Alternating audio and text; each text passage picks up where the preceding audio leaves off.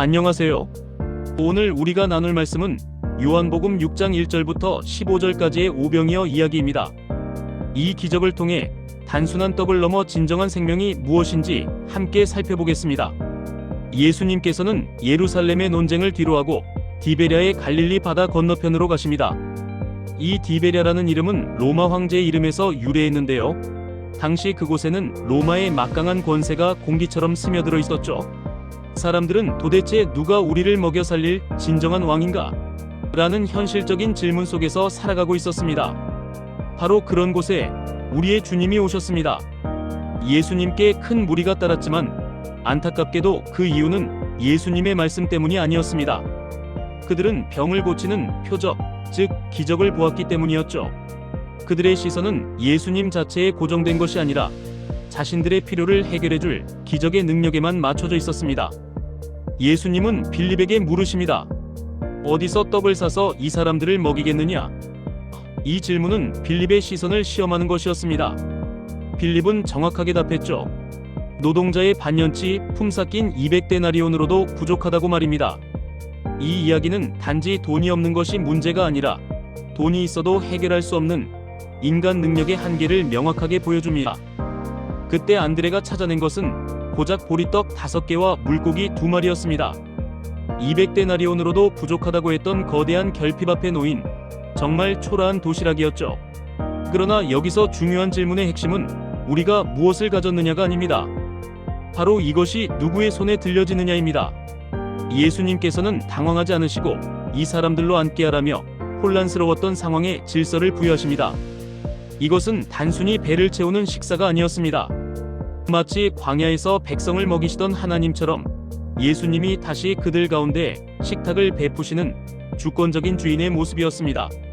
예수님께서는 부족한 떡을 보지 않으시고 공급자이신 하나님 아버지를 바라보며 감사 기도를 드리십니다. 바로 이 감사의 시선이 떡을 떼는 순간 인간의 모든 계산을 넘어서는 놀라운 하늘의 공급이 시작됩니다. 결과적으로 5,000명이 배불리 먹고도 남았습니다. 하나님은 결코 인색하지 않으십니다. 12광주리에 가득 찬 남은 조각들은 하나님의 은혜가 우리의 필요를 간신히 메우는 것이 아니라 차고 넘치도록 풍성하게 채워주신다는 확실한 증거가 됩니다. 사람들은 이 사건을 보고 모세가 말한 그 선지자를 떠올렸습니다.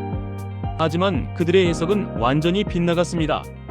그들은 이 표적이 가리키는 예수님의 진정한 정체가 아니라 표적이 가져다준 빵의 혜택에만 마음을 빼앗겼던 것입니다.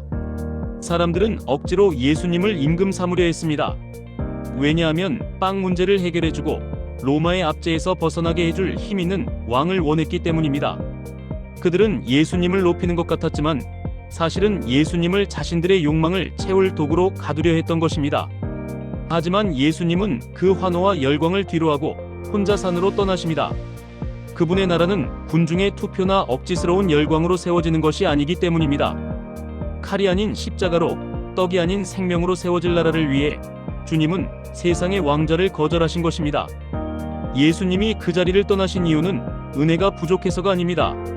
사람들이 그 은혜를 자신들의 욕망을 채우는 도구로 변질시키려 했기 때문입니다. 하나님은 우리를 살리기 위해 은혜를 주시지 우리의 탐욕을 정당화하기 위해 주시지 않습니다. 욕심이 왕이 된 자리에는 예수님이 계실 곳이 없습니다. 여러분에게 당신의 200데나리온은 무엇입니까? 여러분은 빌립처럼 계산기를 두드리며 한계 앞에 멈춰 서 있지는 않습니까? 혹은 군중처럼 신앙을 나의 문제 해결 서비스로만 여기고 있지는 않습니까? 죄와 두려움의 뿌리는 돈으로 해결되지 않습니다. 이제 계산을 멈추고 오직 주님을 바라보십시오. 예수님은 우리의 필요를 채우시지만 우리의 욕망이 만든 왕좌에는 결코 앉지 않으십니다.